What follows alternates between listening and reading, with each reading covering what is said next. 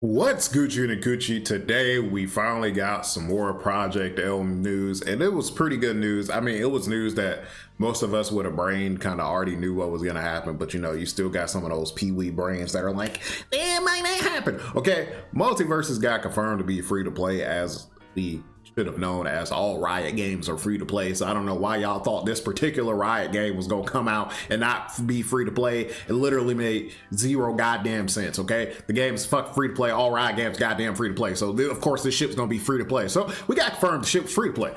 Great. Free to play games are very important. And I think they're going to be the future of fighting games. That's me personally. For anybody that is dumb and for some reason don't believe that free to play fighting games could work, Multiverses, it is currently 12:13 on a Monday afternoon. People are at work, people are at school. It's the very first day of August. People got shit to do. It is a random Monday.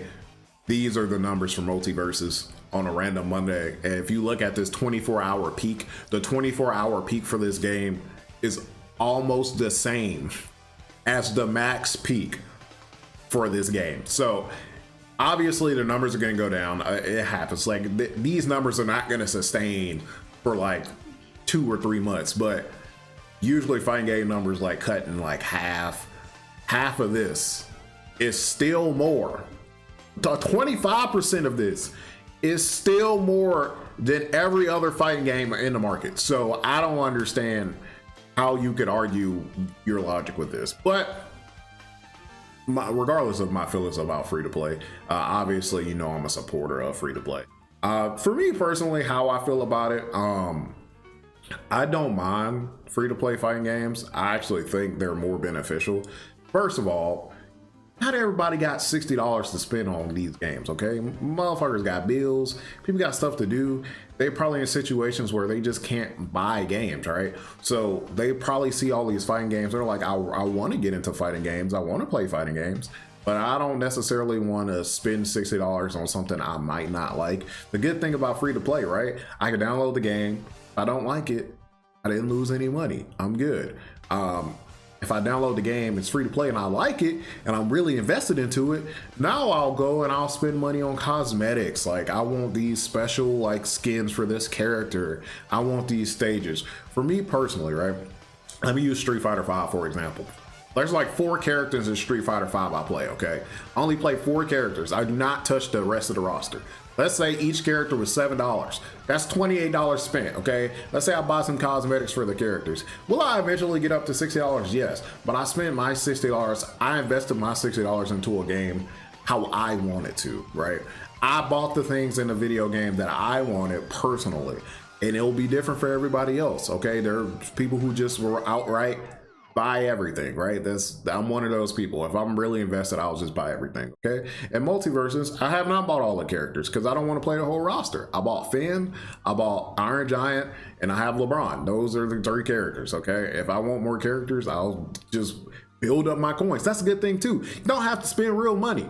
Probably have an in-game currency. It'll have an in-game currency where you can just, will it be slower than just buying it? Obviously, yeah. But if you're playing the game a lot, you'll eventually just rack up that currency and you'll get enough to buy that character that you really want to try. So I think the free to play model is the future for fighting games, and anybody that doesn't think so is just outright delusional. But I thought that was really exciting that they kind of confirmed that, and I'm excited about this game. They said we'll get one more announcement by the end of the year. I'm assuming that we'll probably see a character. He did say that they were wrapping up gameplay and that most of the team has started to move over to like character stuff. So they're working on characters. So I'm assuming that we'll probably get like a character or a gameplay showing in like December or something like that. I don't think we'll get like an alpha or anything for this game for a while, but there's exciting news. And I think the biggest thing I like about this is that they're like kind of like showing like, hey, like we're gonna keep updating you guys on this. We want to let you guys know what our thought process is. We give like I already really enjoy the sense of community that's being built, right? I really like that they're communicating, they're talking, they're letting you know like, hey, we're doing this, here's this, okay? I don't need updates like every week, right? I'm not asking for that. Every few months, let us know how it's going, okay? You know, what are you guys thinking, right? I think the last thing we got from Project L was maybe in February. Now it's August, right? It's been a few months. So hey, just this quick update, like, hey y'all, let's just get this out of the way so y'all ain't gotta make 1,000 speculation videos. It's free to play. Here's what we're working on. Here's when you'll get another announcement. Okay, I like that. I like that sense of community, that sense of making us all feel included in a process, right? I love that. Okay, as a consumer, I love that. That makes me want to buy your game. Yeah, I know it's free to play, but that makes me want to buy characters. So please, when I say I want fiddlesticks, this is not a game. Okay, I really want fiddlesticks in this game. Please. Okay, I'll pay. I will pay whatever you're asking. Okay, for fiddlesticks, I will pay everything, bitch. I will give you everything. You want my firstborn? You can have that motherfucker. Okay, the little shit probably ain't gonna do nothing but cry anyway.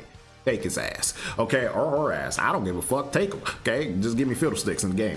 Anyway, they also showed a new character, and I kind of wanted to go over that with you guys.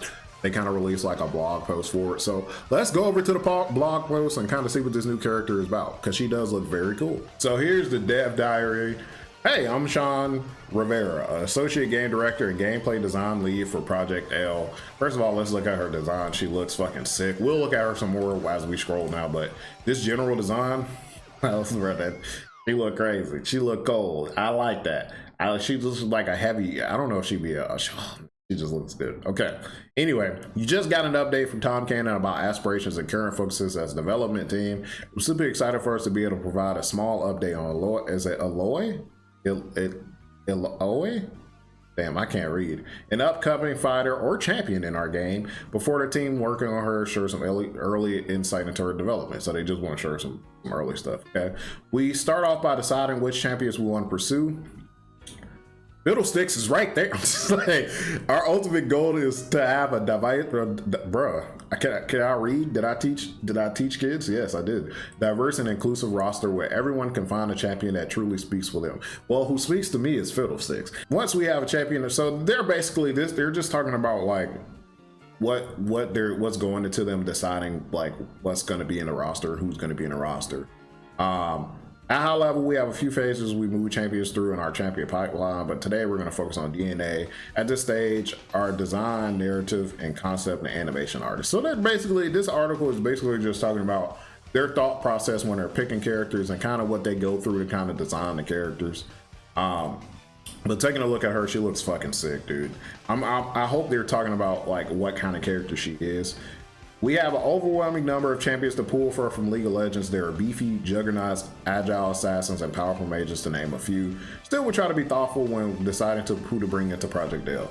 We want to make sure we have identified champions who can both improve our gameplay and be enhanced by being in our game. In short, want to elevate their fantasy. Okay, the juggernaut should be beefier to assassin. So I'm assuming she's like a juggernaut, right? They're going to talk about it. Okay, let's see. Let's keep going through.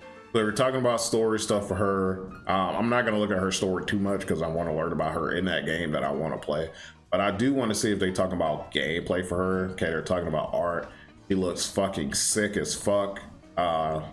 She looks very sick. Okay, we kind of got some move. So it looks like in her move list, she's going to be using like this big ass like jack-o'-lantern thing or whatever it is. I don't know. She's slinging that bitch around. It looks like a big ass pumpkin. And it look like a big ass pumpkin. This is a type of character that Weeby will play. Okay, this is a Weeby type of character. It's some shit I'd play without a shadow of a doubt. So if I don't get Fiddlesticks, right, this character is probably the most appealing visually for me so far. Right, I do like. Don't get me wrong. Ahri is one of my favorite League of Legends like champions, but look at this motherfucker. Come on, swole woman with a big ass pumpkin. Come on.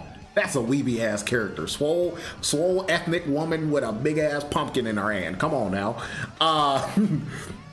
She has an extremely unique fighting style, so it's a heavy golden idol and spirit tentacles combined. As the motions, okay, we want to I like this showing. I appreciate this respect. Like he's like got these one of those fucking weight things and he's just swinging it around. Game design. So she's in League. Maybe I should try on League. So maybe every time we get a character, I should try to, every time we get an announcement for a character or we get shown, we should kind of go through them in League of Legends to kind of see what they can do and see how that can translate into a fighting game. Matter of fact, we're gonna look up and kind of see what she does. So yeah, she's a big body, a huge hurt box, massive hit, slower movement. So yeah, she's kind of like your juggernaut ass character where she's very powerful. She's gonna do a lot of damage, but she's gonna be a bit slower. Her movement ain't gonna be as great. So she has a simple to learn, hard to master, big hit box, massive hits. She's probably gonna knock you back a lot. She's gonna do a shit ton of damage, but she's gonna move very slow. So it makes sense. Okay, so we need tentacles. Let's see what the tentacles do. Beyond empower. So apparently this thing is a sea monster, and it needs to be some aspect in her kit. But beyond empowering her attacks, okay, so it gives her attacks. So it enhances her attacks, and it also steals the opponent's souls. So maybe she has like a command grab or something that she can end with, and it drains. I don't know. I'm just speculating. We'll figure out which part of the dormant power we decided that will be deserved. Okay, especially. Okay, so we got more things. So she can sling it, obviously, because she gets a tentacle shield. And she can slingshot that bitch. Okay, you see right here, she's slingshotting that bitch. And she can fucking throw that, or she can fucking do a shield. Okay, bro, they're telling us a lot here. So her goals are fight alongside her god. So this is basically, I ain't gonna say it's two characters in one, but this god is doing a lot of her shit. She's slow, but she's always moving. Overwhelming pressure. So yeah, she's gonna be all, she wants to be in your face. She wants to be doing, she does not want you to get away from her because she's not super fast. She wants to be in your face. She wants to be disgustingly pressure. She wants to pressure you disgustingly, bitch. Yeah. Simple and straightforward. They say she's a straightforward. That's what they said above. Simple to play, hard to master. She's not a puppet master, so they want to let you know she's not a puppet master character. Shouldn't feel like she's ordering her, which, okay. So she can control aspects of the character, the god, but she is not like a puppet character. And she is not a zoner, okay? She does not want to keep away from her opponent with tentacle hits. She wants to create openings to allow her to leap in and deal damage to herself. So the tentacles are there for spacing. They're there to provide you opportunity to get in on your opponent. And if they had to describe her archetype, she is a big body juggernaut, and that's weeby all the way, okay? An overwhelming battering ram who has the power to turn. She's a big body juggernaut, as we talked about above. First version, okay? She has a close tentacle, she has a medium tentacle, and she has a long range tentacle. All right, but she's not a zoner. She's not a zoner, and wait, oh, this was the first. So the first version of her was a zoner, and then they switched it. Okay, so they're still early in development. They're looking for ways they're looking for ways, like she's still very early in development, so they're still working on like her tentacle shit and how they want it to work. But their goal is not to make her a zoner. Their goal is not to make her a puppet character. They want the tentacles to strictly be there as an opportunity for her to get in. So that's cool. So what's next? Project L is in active development, and she's pretty early, so they got a lot of work to do. But yeah, see how everybody's favorite big body spirit tentacle user juggernaut is shaping up. Ain't no lies, baby. As for, yeah, so Tom is gonna give us another update at the beginning of the year, but I will say this character looks pretty sick.